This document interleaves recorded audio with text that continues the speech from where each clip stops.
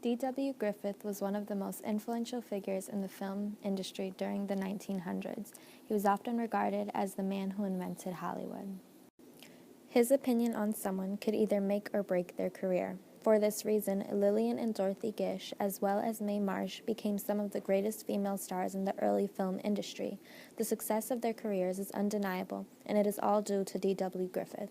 He truly is responsible for today's idea of the star system.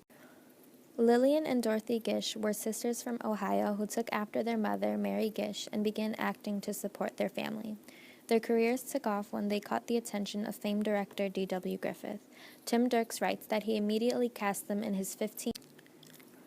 Griffith was intrigued by both of the two sisters, but more so Lillian. According to IMDb, she went on to act in 12 of Griffith's films in 1912 alone. Her exposure to the public was so immense that she quickly became one of the top film stars in the industry at the time. In Griffith's 1920 film, Way Down East, she starred in one of the most amazing stunts ever pulled in cinema history. No stunt doubles were used for this scene. Some of her other notable roles were in Broken Blossoms of 1919 and The Scarlet Letter of 1926, as well as Griffith's famous Intolerance of 1916. Lillian even went on to publish her own autobiography titled The Movies Mr. Griffith and Me. She earned an Oscar nomination as Best Supporting Actress for her role in Duel in the Sun.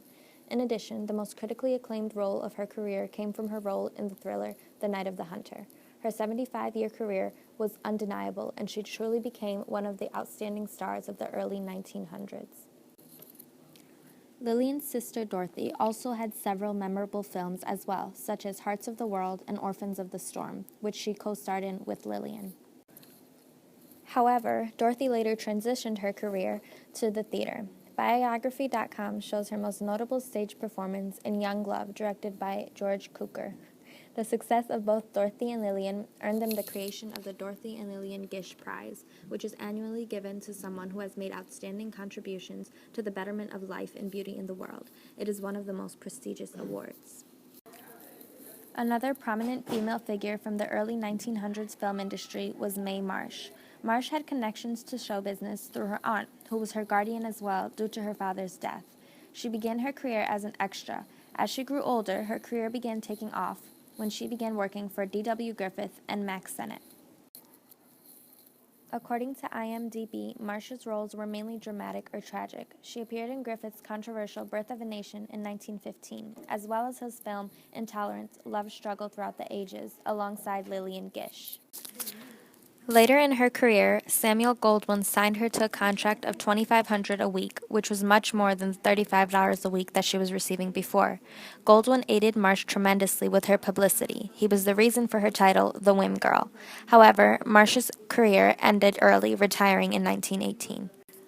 Despite this, she received the George Eastman Award in 1955 for her contributions to art and film. Lillian and Dorothy Gish, as well as Mae Marsh, were each very talented and eminent figures in the early film industry. They were some of the first faces that portrayed real women, and they paved the role for all aspiring actresses after them. Their solid connections, strong stage presence, and raw talent inevitably made them the ever-present stars that they are. Their talent and influence is eternal. Lillian Gish once said, "A happy life is one spent learning, earning, and yearning." She certainly lived up to this.